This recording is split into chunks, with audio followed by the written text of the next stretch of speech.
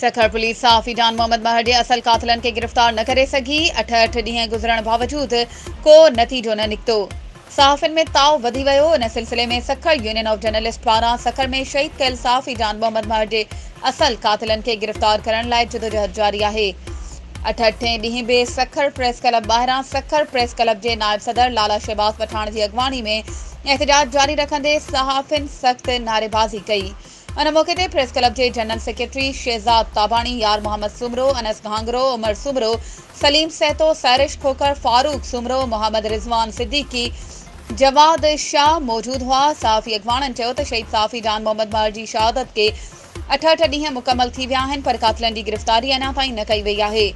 असांजी जिदोजहद कातिलनि जी गिरफ़्तारी ताईं जारी रहंदी।